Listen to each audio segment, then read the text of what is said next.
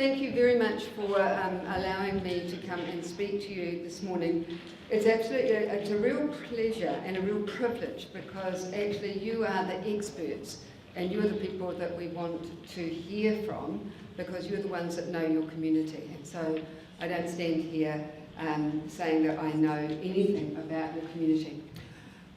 What I do know is about families living in poverty, and for the last 30 years I have worked with thousands of families who live in poverty and who live in extreme poverty. And I have worked with families who have come back time and time again for food parcels, whose families are in crisis, who have been to every social service and nothing has changed, and who despair about having anything different in their lives.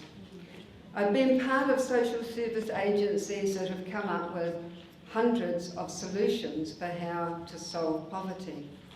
But one of the things that I realised a few years ago is we talk to other service providers, we occasionally talk to policy people, but we seldom talk to the families themselves about what it is like to experience poverty. This is the increasing number of food parcels that we see, and I'm sure your community is just the same. The need just gets greater and greater and greater, and it doesn't matter how much you do, it just keeps happening all the time, and you can't continue to meet that need. We decided to actually talk to 100 families over a period of 12 months. This is a really long study. And we saw them every 2 weeks. And in return for them coming and talking to us, we gave them a food parcel. And that was a sort of the enticement. And people said, oh, you're absolutely asking people because you'll pay them with a food parcel. And I said, if you were doing a survey, you'd get a $50 voucher or a $100 voucher. So it wasn't anything different. And after a few weeks of coming, people actually said the food doesn't matter. Talking to you does. Talking to you does. We talked about housing, we talked about families, we talked about health. What we did do that was different is we changed the way we talk to families. Now you all probably are aware, if you go into a WINS office or you go into Housing New Zealand, people will sit you down and they will ask, what is your name, what is your birth date, how many children have you got, when were they born, and probably another 120 other questions that people want to know. And they write it all on a form, sitting in front of them, that the family can't see, they don't know what's been written down, and they're not actually sure how meaningful it all is. We changed that.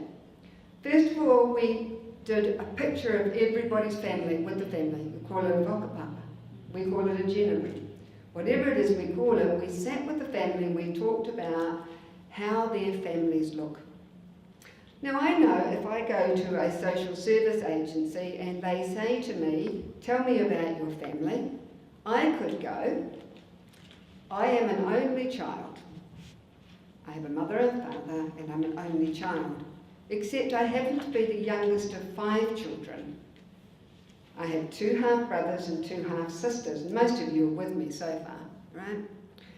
And when I was born, there were 5 of us under the age of 4, and my mother and father were brother and sister-in-law.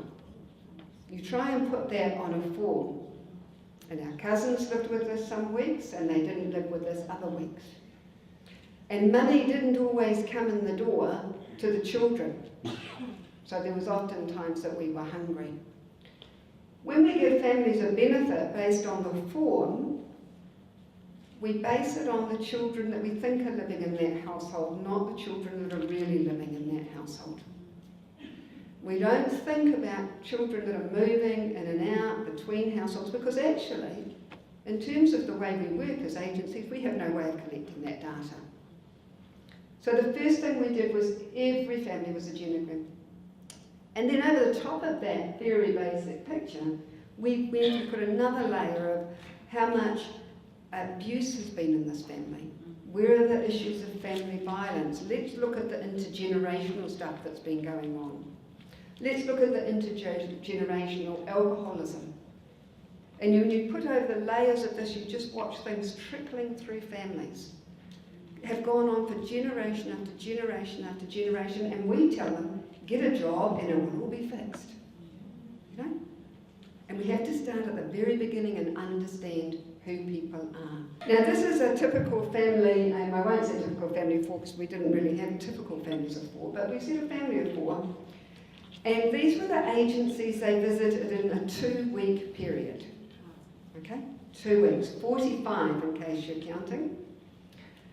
And you can see there's a whole lot of social service agencies, there's government agencies, a lot of justice, and I think that's probably typical for a lot of the families we see, a lot of justice issues, a lot of hospital health issues, and down here are all financial institutions, loan companies, places, payday loans, where they AOT finance. Do you know, I think the saddest thing around all this, we asked people to tell us a couple of things. We asked them who were the support people in your community and family, and most of the women said they didn't have anybody. And the second thing we asked them was, how good are your relationships? And actually all these dotted lines and thick lines actually tell you if it's a strong relationship or a broken relationship. Do you know who the nicest people were to them? Any guesses? The loan companies, the loan sharks. They were the people who in their day were the only ones that were pleasant to them. Okay? What did they also tell us? That they had to tell their story time and time and time again. Not only did they go to 45 agencies, but they often saw different people all the time. They often had to talk about their stories of rape, they had to talk about stories of violence, and they had to do this in an impersonal place, often while they were waiting for long periods. We heard stories of amazing resilience. You know, these were an amazing bunch of people. They were just amazing. And we would hear stories from WINS who would say to us, you know, these families, Diane, they don't care about their kids. They bring their kids to a WINS office in a dirty nappy, and the kids smells. And the families would say to me, you know, Diane, WINS keep us waiting so long that if we leave our kid in a dirty nappy, we get through the queue quicker. You know? Yeah. Thinking about different ways and how they cope within that system. We often talk, and it's one of the things I do challenge, and it's one of the things I throw back at Wendy and the team at times, about navigators. I'm not sure that taking a family that's really struggling to agencies who are not doing their job properly and paying somebody to navigate around all that is the best ways that we can spend our money. I think fundamentally a lot of these agencies need to change the way they work with us. And as a community, you have the opportunity to say, we're not going to navigate families around stuffed systems. We want the systems to change to work on behalf of our families.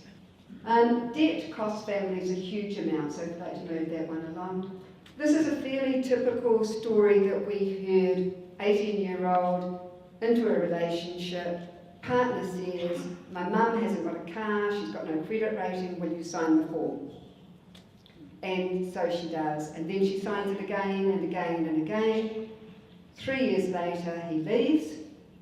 She's left with the debt, and so she has to rely on the trucks that are coming around. She has to rely on people payday loans that charge 171 to 700% interest, and she's got no other choice.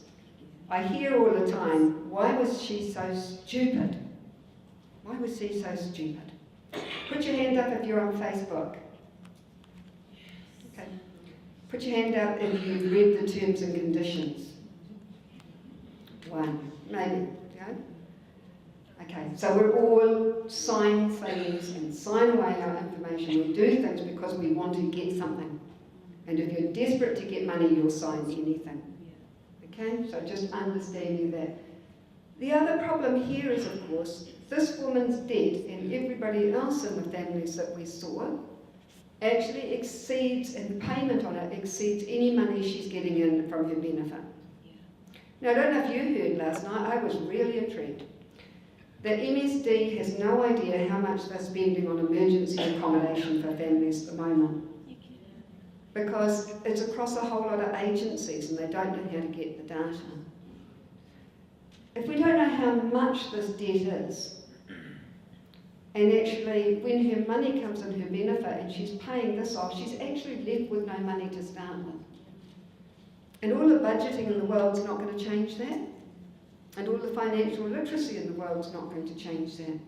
Unless we start thinking about how do we make sure that families can get money that's affordable, that families don't need to get into debt in this way, then families will continue to struggle. I got a taxi here from the airport this morning and I said to the taxi driver what I was doing, and he said, oh yeah, those families, they can all afford booze, they can all afford taxis down to get the booze, and they don't care about their children. And I thought, fairly typical, stereotype people who are struggling and living in poverty. And we need to educate and change people's attitudes. Majority of this is 80% or more are women, 40% or more of the people we saw were Maori. People are in positions of being so ground down and in such terrible and desperate situations, there is no quick fix. So what do we do at the moment? We make sure income's so low. We fine people for not having a licence or for not having registration. We refine them, and send them to court. I actually said to Minister English one day, you know, the expense it costs for sending them all through the system, why don't we just pay for their registrations? Why don't we have an app for WINS like we have an app for banking? When you're thinking today, think really strategically about what you can do differently rather than just doing little things to people that help them stay where they are already. It's what we need to be doing. And we apply benefit sanctions to people. And if they don't turn up, we apply more. I think we cut a woman's benefit if her partner doesn't turn up for an interview. Charge families more for power. Anyone here know about Globug? Yeah, so I knew that would happen here. They charge 60% more for the power. You know, and do we know that? So why do we lobby? Why are we lobbying and changing that? We reward people who don't work with low-paid jobs, and we ensure that they have long ways to go. And you know, we provide daycare for children, which is really great, but the majority of mums I talk to work at night. And funny, there's no night care. We wrote a book called Speaking for Ourselves. It's on our City Mission website. It is the stories of 100 people living in poverty. And there are also things that they have suggested that could be better. They are the ones who we should be talking to. We talk to you, to talk to families, and to work out solutions with them. A second piece of work that we did was called Demonstrating the Complexities of Being Poor, which showed to us that most of the families we see spend 60% of their time seeking food to put on the table. And if that's what you're doing with most of your life, you've got no energy, no emotional capacity, and no time to be thinking about education and other things. Gurul said everybody needs to have a place to live, they need good health care, they need to be warm and dry. Our children all deserve the best start in life. And those are the basics. And after that, we can build on other things. So for your community, think about what we need in public policy to make sure that every child and every family has those building blocks to start to move them out of poverty. Thank you.